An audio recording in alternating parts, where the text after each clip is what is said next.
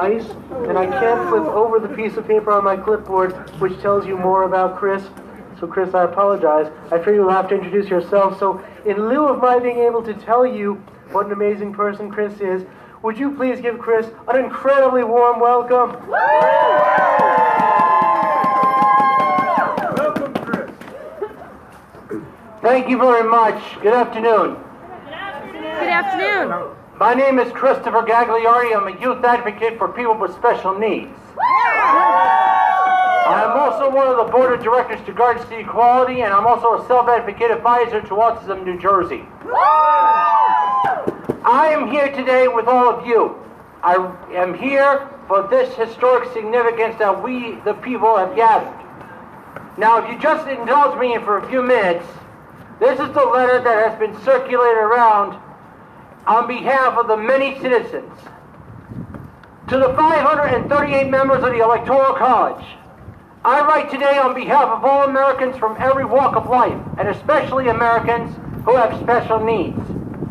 I write because I am voicing my utmost appeal to you to make a historic decision that can and must be done. And I write this with the fullest understanding from the depths of my very being. I just recently turned 36 years old, and I am a 36-year-old male, loving life to the fullest, enjoying everything that makes America a place that I love very much. But 36 years ago, I wasn't always like this. 36 years ago, I was born with a challenge called infantile autism. At that time, no one understood really autism, and my frequent tantrums, and my aloof effect, and my inability to speak baffled the people around me. I felt like a caged animal, frustrated because I lacked the ability to explain my thoughts and my feelings, and simultaneously oblivious to the fact I was unable to communicate. Autism can be a lonely, and especially early on. I knew I was the only one who knew how hard it was to be autistic because I lived it and felt that no one could understand me or my experience. My hometown didn't have the correct special education programs at the time for autistic or other special needs citizens. So I was always bussed out to other public schools in neighboring school districts, which presented its own challenges. Among them was transitioning from a home and small town environment to a new and larger environment and school system. People with special needs are expected to acclimate, even in school, to commonplace daily events like holiday celebrations such as Christmas, decorating the classroom, and other activities with no steps to help me transition. This was torturous and painful. Then, of course, there is the horrific and painful reality of bullying. I was called names, such as retarded, and subject to physical violence. But my language abilities were not yet available to me, and I didn't have the capacity to tell my mother, who sacrificed so much for me, what was going on. I soon was developing my ability to speak, and as my physical abilities grew, so did my desire to speak out to support the rights for those who need them. My confidence grew, and I was fortunate to have the warmth and the endless support of people who believed in me then and still believe in me now. The result has been a lifetime of breakthroughs, such as allowing my mother to hug me for the first time at 16 years old after a bad encounter with bullying. I was involved in so many things from that moment on, especially in politics, such as a little acting and some music, working as a community activist seeking to deliver a message about the rights of people with special needs, running for and winning roles in high school government, such as student council office representative and including a student council presidency. The first such autistic person in high school to do an accomplishment like this. And even taking a chance on college, although right now there is still a need to fully address the correct transitional programs for those with special needs seeking to move into a college setting. In 2005, because of my work as a community activist, I was honored by my political peers as a hero and heroine among Bergen County's residents. I did these things by transforming the impossible into the possible, and by refusing to hear the one word that all people with special needs have been hearing for too long: surrender, or listen to negativity. I accomplished these goals with the faith, the love, and the support of every single individual on my side that I was blessed to have surrounding along my entire journey. Their love and support led to my decision that I would dedicate my life to fighting for change through the political and bringing attention that affected the people with special needs as well. Whether at the grassroots level, by getting the word out about voting on phone banks, or deciding to run for New Jersey State Assembly in the 37th Legislative District. You heard me correctly. I actually was the only person with autism to run for office. At that time, I was concerned that no one could truly represent the physically and mentally challenged citizens of our state. I educated myself on how to get on the ballot, took a train down here with my petition, and filed it. My platform is still simple. I am and still am for change in this country, a country I love so deeply. Yes. My attempt as a run for elected office got attention in media outlets, and the story reached as far as the northwestern United States. In the summer of 2009, I actually won 15% of the vote. My opponents were so impressed that they appointed me the first special needs outreach advocate. We were able to get 2 pieces of legislation passed. One was to remove the word retarded from written legislation, and the second was one of my most proudest achievements, the passage of one of the toughest anti-bullying bills in the history of the United States. I am very proud of the liberties that have been afforded to me, and I take them very seriously of protecting them. Which is why now I must use this word, inclusion. What does inclusion mean? Inclusion means to eradicate the exclusion of physically and mentally challenged people who cannot enjoy a normal life in school or society. That is totally wrong. Inclusion is for everyone. In my life, whenever I had doubts about my abilities or felt like I had failed, my dear friend and my mentor, my teacher, Peter Noonan, always told me these words: you create your own destiny. This leads me to the point of my letter and why this important election affected not just me, but millions of people of special needs in this country. Can you hear me okay? Yes. Can the people on Facebook Live see me and hear me loud and clear? We're getting love. All right. I was absolutely in disgusted shock when I watched Donald J. Trump mock a reporter with special needs. And I was angered by this. One of his campaign stops in the 2016 presidential election. When you attack and mock someone with special needs, it is not only a violation of their rights, but every single citizen with special needs and their families, period. Yes.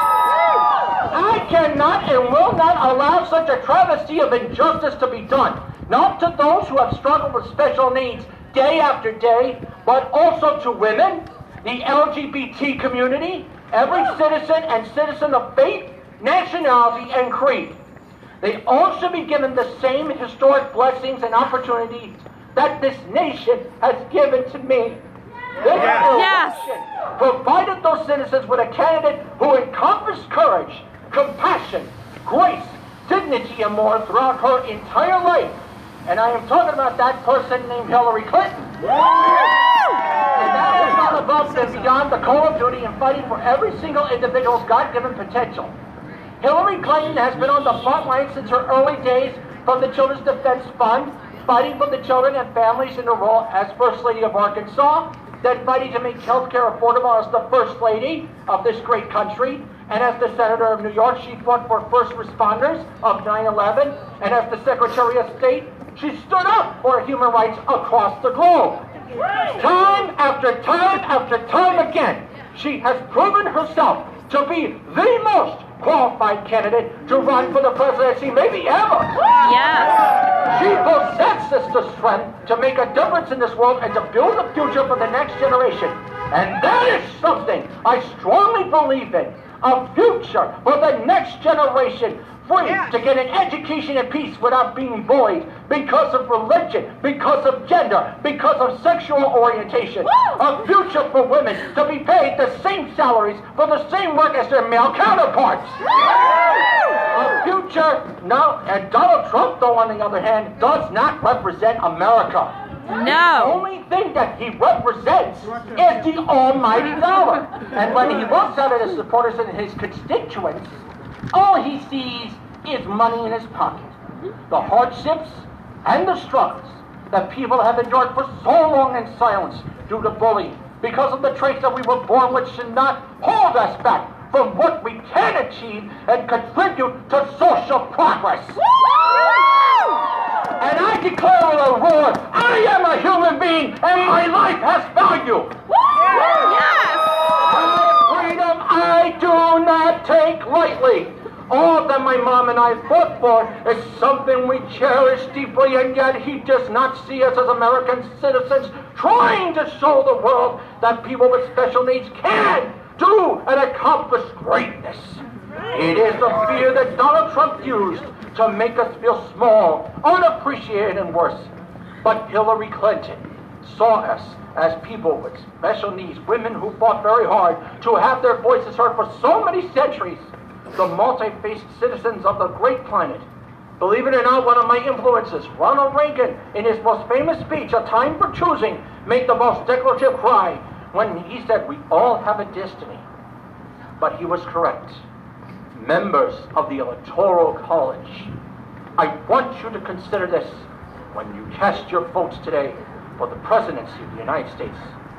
Ask yourself, do I want a president who has abused, dishonored, mistreated, mocked, and harassed many people because of gender, special needs, religion, and race?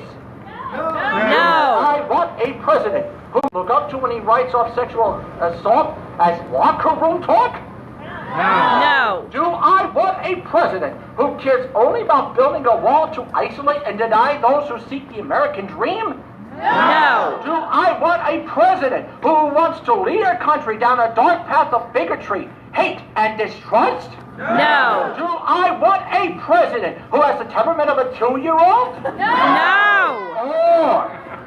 Or do I want a president who will embrace all people and give every single person a chance to live and dream big, to inspire change, to be included no matter what their gender, religion, or orientation? Yes.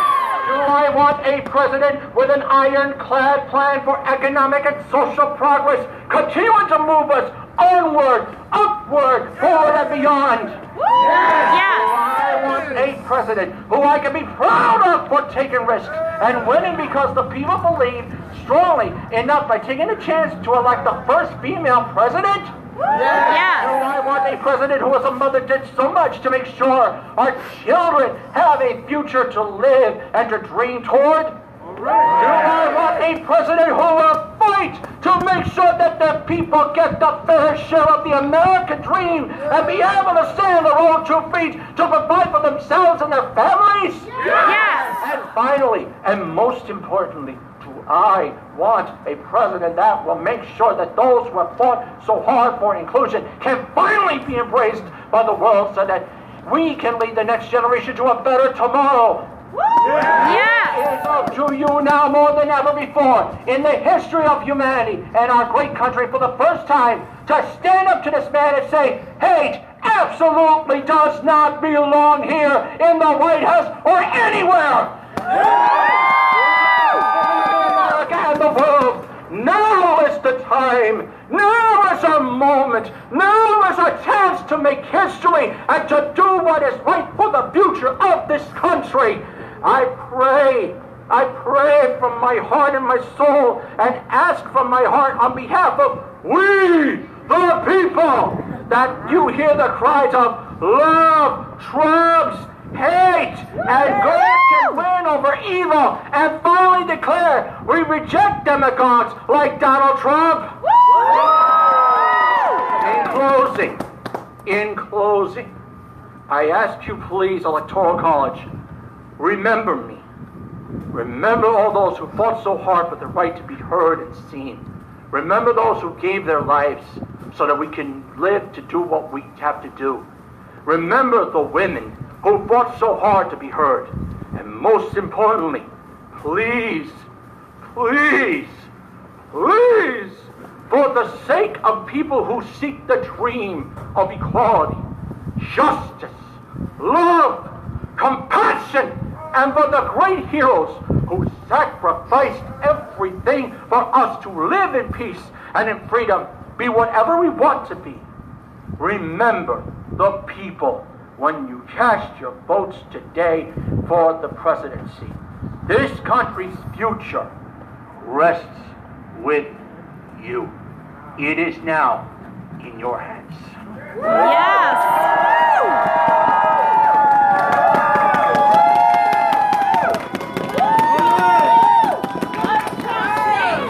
Love trumps hate! Love trumps hate! Love trumps hate! Love trumps hate! Love trumps hate! Love trumps hate! Love trumps hate! Love trumps hate! Love trumps hate! Love trumps hate! Love trumps hate! Love trumps hate! Love trumps hate! Love trumps hate! Love trumps hate! Love trumps hate! Whoa. Okay, for the first time in what seems like hours, I actually feel warm again. Friends, I have no words. I'm just going to say, I think we need one more round of applause for that man right there.